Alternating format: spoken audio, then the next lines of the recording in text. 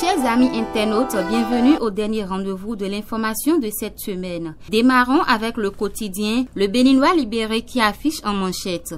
Non-conformité à la nouvelle charte des partis, les raisons du rejet de certains partis. La FCDB de Toleba, bien que de l'opposition, a eu son récépissé provisoire. Toujours avec le même journal, incendie d'une cantine isolée au ministère du Plan et du Développement. Plus de peur que de dégâts, le cabinet et les autres bâtiments intacts. Le journal du service public La Nation dans sa parution de ce jour met en manchette mise en conformité et validation des actes de création de partis, tout sur le paysage politique actuel. Allez lire la page 2 et 3 pour en savoir plus.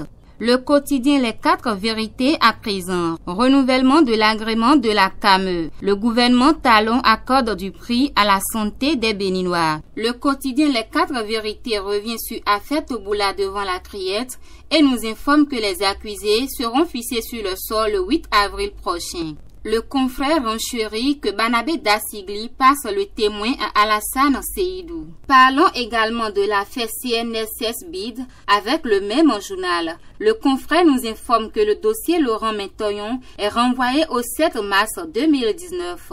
Enterrement du placenta au Bénin, un rituel à fort impact sur le nouveau-né. Ce n'est pas moi qui le dis, c'est Dabarou.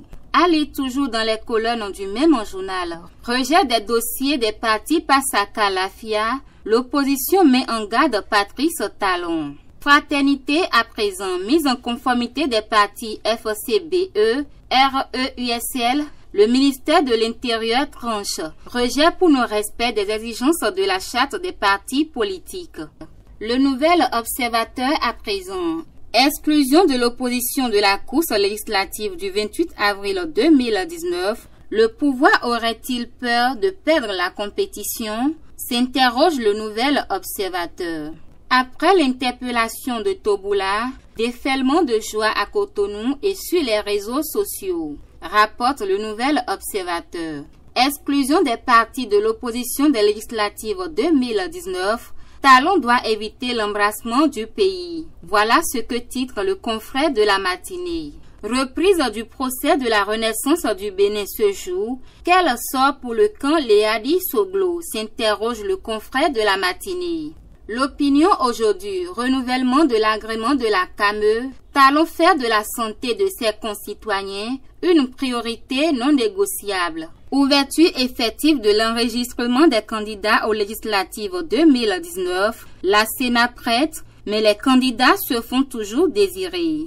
Le pays émergent risque d'exclusion des partis de l'opposition des prochaines élections législatives, la démocratie béninoise en danger. USL, FCBE, RE, PCB et consorts appellent à une mobilisation générale. Flou autour du contrat de l'entraîneur de l'équipe nationale du Bénin, un autre scandale qui risque d'emporter le ministre Romeki comme le préfet Toboula. Ce n'est pas moi qui le dis, c'est le pays émergent. Législative 2019, des certificats de non-conformité inventés pour tuer la démocratie. Voilà ce que rapporte Nassiara.